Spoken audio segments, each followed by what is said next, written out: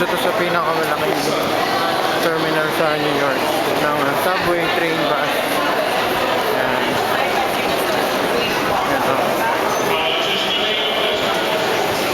Nandito uli si Kat. So, pupunta uli ako sa hotel niya.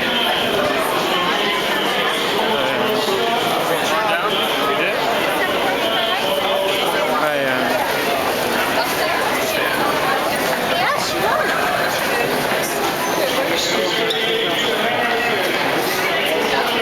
Ayan. Ito ang Grand Central Terminal. Daming utaw eh.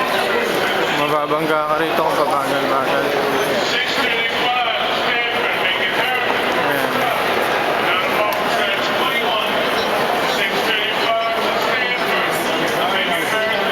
Ayan.